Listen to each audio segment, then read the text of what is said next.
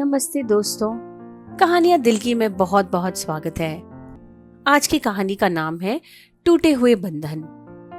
मुंबई के एक प्रमुख इलाके में अरब सागर के किनारे स्थित पर ऊंची इमारत पर कपूर परिवार रहता था। एक समृद्धि, प्रभाव और सम्मान की डायनेस्टी। अरविंद कपूर परिवार के मुखिया। उन्होंने अपनी समृद्धि को जमीन से खड़ा किया था। अपने 50 के दशक में वह एक स्वर्णिम अरबपति थे, जिन्होंने अपने बच्चों के लिए एक शानदार जीवन बनाया और उन्हें कठिन परिश्रम, अनुशासन और परंपरा के मूल्य सिखाए। उनकी बेटी आरती कपूर उनकी आंखों का तारा थी। 28 साल की आरती बुद्धिमान, स्वतंत्र और सुंदर थी। आरती हाल ही में विदेश से पढ़ाई कर कर मुंबई लौटी थी और उसके साथ एक नया आत्मविश्वास था। उसका विवाह राजीव शर्मा से हुआ था, जो एक सॉफ्टवेयर एंटरप्रेन्योर थे, और दोनों के विवाह को समाज में बहुत सराहा गया था। दो सफल, महत्वाकांक्षी लोग एक साथ मिलकर और एक शक्तिशाली गठजोड़ बना रहे थे। हालांकि उनकी विवाह की चमचमाती परत के नीचे सब कुछ उतना अच्छा नहीं था जितना दिख रहा था। राजीव अपनी सफलता के बावजूद हमेशा अपने ससुर के उम्मीदों पर खरा नहीं उतर सका। अरविंद ने परिवार के पुरुषों के लिए हमेशा ऊंची मानक निर्धारित किया था। उनका बेटा अनिकेत कपूर परिवार के व्यापार साम्राज्य को संभालने के लिए तैयार था, लेकिन राजीव को कभी पूरी तरह से परिवार में स्वीकारा ही नहीं गया।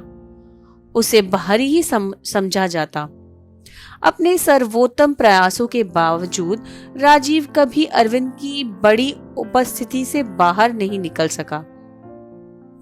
आरती अपने पति और पिता के बीच फंस चुकी थी। धीरे धीरे राजीव से दूर होती गई। उसके भावनात्मक जरूरतें, जो पहले उनके वैवाहिक जीवन में पूरी होती थी, अब पूरी नहीं हो पा रही थी। वह अक्सर ईशान कपूर के साथ समय बिताने लगी, जो अरविंद के छोटे भाई का बेटा था और हमेशा एक मुक्त आत्मा रहता। ईशान एक कलाकार था जो व्यवसाय में रुचि नहीं रखता और बेफिक्र और पारंपरिकता से परे जीवन जीता था, जो उसके पिता और पति से बिल्कुल विपरीत था।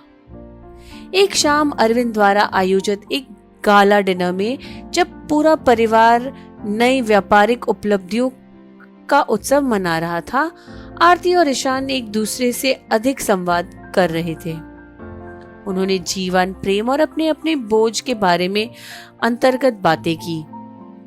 आरती, जो परिवार की उम्मीदों और राजीव के दबाव के बीच घिरी हुई थी, ईशान के बेफिक्र स्वभाव से खींचती चली गई और उस तरीके से वह दुनिया को देखता रहा जो परंपरा के पाबंदियों से मुक्त था।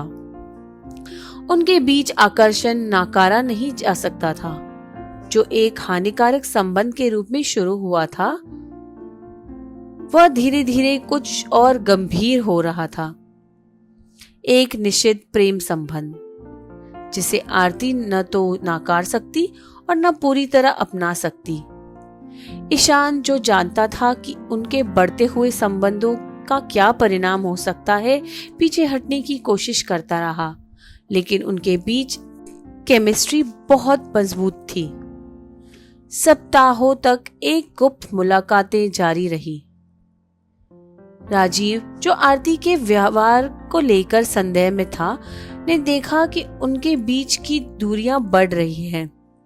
उनका विवाह उस समय और अधिक कमजोर हो गया जब आरती के फोन में ईशान का एक संदेश पाया, जो कुछ इस प्रकार था: तुम्हें सोचते हुए रुक नहीं पा रहा हूं, कल मिलोगी?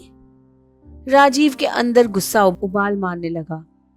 उस क्षण में वह व्यक्ति जिसे उसने अपने आप को साबित करने के लिए इतना संघर्ष किया, अरविंद, अब उसके गुस्से का मुख्य कारण बन गया था।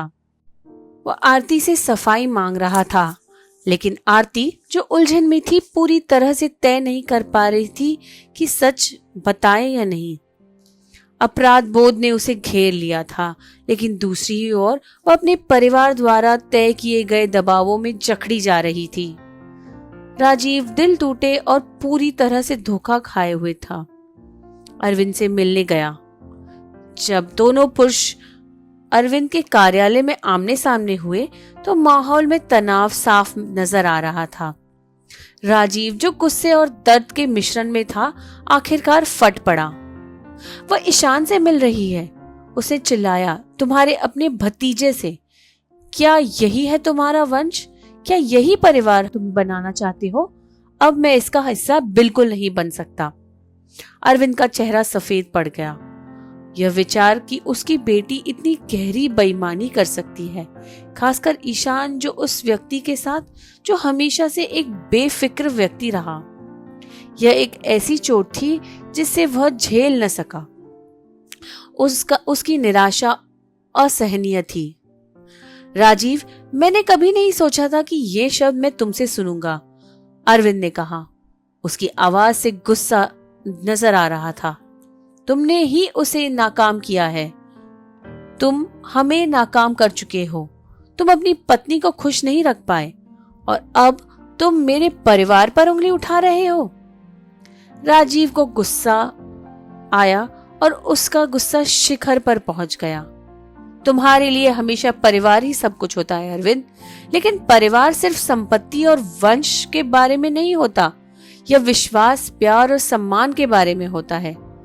तुम्हें कभी मुझे सम्मान नहीं दिया, तुमने कभी मुझे मौका नहीं दिया और अब बहुत देर हो चुकी है। यह मुठभेड़ दोनों पुरुषों के लिए एक गतिरोध में बदल गया था। अरविंद, जो कभी अपनी बेटी और राजीव के बीच गठबंधन पर गर्व महसूस करता, अब अपनी दुनिया को टूटते हुए देख रहा था। राजीव, जो अपनी पत्नी और ससुर से दिए हुए धोखे को सहन नहीं कर पा रहा था, अपना सामान पैक कर चुका था और विवाह को छोड़ने की तैयारी भी कर चुका था। अब आरती अपनी भावनाओं को राजीव और ईशान दोनों के लिए समेटने की कोशिश करती रही। तब तक बहुत कुछ टूट चुका था। अरविंद एक ठंडी और संजीदगी से निर्णय लेते हुए ईशान से खुद को दूर कर लेता है और अपने भतीजे को परिवार की एकता को तोड़ने के लिए दोषी ठहराता है।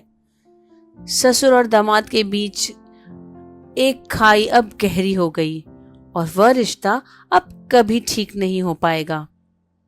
अंत में आरती अकेली रह गई, ईशान के साथ भविष्य की ओर जिसे वह जानती भी नहीं थी और अपने पिता के पूर्ण स्वीकृति नहीं ले पा रही थी। और वही जीवन जो उसने राजीव के साथ बिताया था, वह पूरी तरह से नष्ट हो चुका था।